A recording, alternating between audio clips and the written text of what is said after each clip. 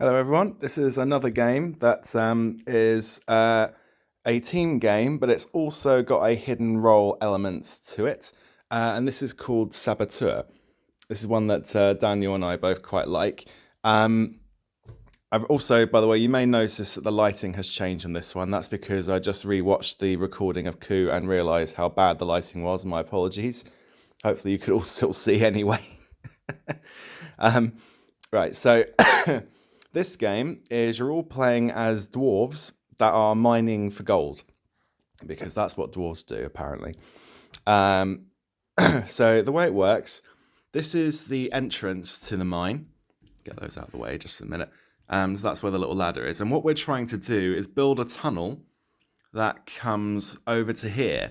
One of these cards has a gold nugget, which is what we're aiming for. Two of them have lumps of coal, which why would you want coal other than it's coal, I suppose? But yeah, let's be honest, we'd rather have gold. So, goodness me, sorry, I do apologize for my coughing. So, at the start of a round, you will be dealt a card in secret, so the other players won't know which you are. You will either be a normal dwarf or a nasty dwarf or a saboteur. If you are playing as a goody dwarf, then you are trying with the other goody dwarfs to help build the tunnel and find the gold. If you're playing as a saboteur, you are trying everything you can to divert them. Now, because of the number of players, there will only ever be one or two saboteurs each round. Excuse me. So you might be the only saboteur playing. You could also have a teammate out there, but you won't know who the teammate is at the start. So there's an element of if you're playing as a saboteur, you don't want to reveal yourself straight away because obviously the other players will then know not to help you in any way. And also, if you're the only saboteur, then you've just made it almost impossible for yourself to win. So I'm going to put these away for a sec.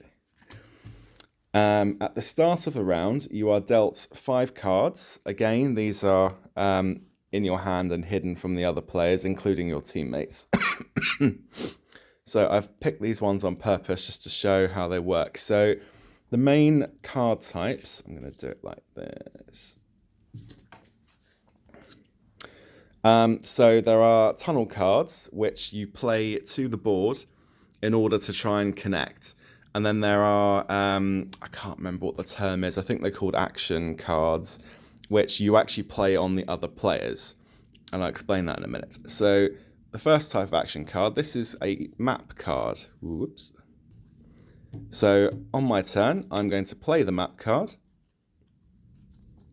which allows me to look at one of these 3. So I'm going to just go and look at the middle one. Oh, there's the gold. Now, excuse me, if I were a goody dwarf, I would obviously now announce to the table, that's the gold. If I were a baddie dwarf, oh no, we don't want to go there, that's where the coal is. Now, the potential problem is if somebody else has a map card and looks at the same one, if they are on my team, they will back me up with the lie or the truth, depending on what was happening. If they're on the opposite team, they will obviously call out who is who, which then gives the other players okay, so we know those two are on opposite teams, but you don't necessarily know who's on which team yet. So there's an element for that. I then draw another card because that's what happens. So you always have 5 cards until the deck runs out. The next type of action card is, so each dwarf has a cart, a pickaxe, and a lantern. And what you can do is play cards on other players to break their stuff, which means that they cannot play to the board. So, for instance, I think in the last video I used Amber as an example, so I'm going to pick on Jaden this time. So I'm going to play this card on Jaden and break his cart. Pretend Jaden's over there at the moment. So Jaden cannot play on the board anymore. He can still play cards on other players, but he's stuck from doing this. I might do that because I'm a goodie and I think he's a saboteur, or the other way around, or just because he annoyed me. That's, whatever. Now, there are cards which allow you to repair. Actually, I'll bring this one back just so you can see. So if it's got a red circle with a cross, that's the breaky ones. And the green circle is the fix or replace ones. Now, this card, as you can see, allows you to fix pickaxes or cards. It's when you use this card, it's either or. You don't get to do both in one action.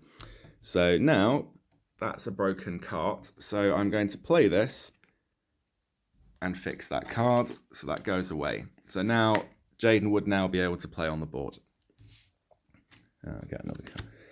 By the way, obviously in between there would other people would be playing. By the way, it wouldn't just be me all the time, but you're getting the idea, hopefully. Now playing tunnel cards. So the way this works is between the starting location and these cards, there is, if you imagine, there's actually 7 steps, and all of these cards are one apart. So if we were trying to go here, we need to do a connection of 7 and 2 across, or just a straight 7 down, depending on which one we're going for. In this case, I've told you where the gold is, and you all believe me, because why wouldn't you believe me? So we're going to do that. So excuse me, this one is a really handy tunnel card because it allows you to build several connections off of it. Now, when you're playing a card, you can only ever play it this way or this way. You can't do this. So there is a slight restriction on how it works.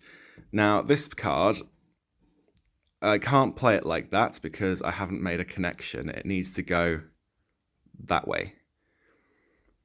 I may have chosen to do this if I wanted to, just to give a bit more connection and so on and so forth.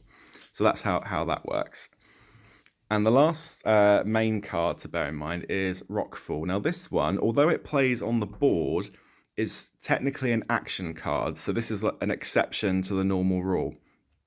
So the way that this works, this is really good if a Saboteur has put a block on here and sent, because there are cards which become dead ends. Excuse me. So a Saboteur may play one in order to block people from going where they want to go. In which case, a Goody Dwarf could play the Rockfall. So the way that would work, let's say I want to get rid of this card. I'm playing the Rockfall, and this comes away. The other way is a Saboteur can obviously use it in order to break the tunnel connection. And that's how that works. The round ends either when the Goody Dwarfs have successfully built a connection to where the gold is, or when the baddie dwarves have forced the other players to go through the deck.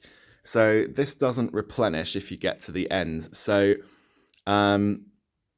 if the baddie dwarves have managed to keep blocking people or made the tunnel do all sorts of nonsense and everyone's had to waste cards, then the Goody Dwarves will eventually run out of cards to play and will lose that way.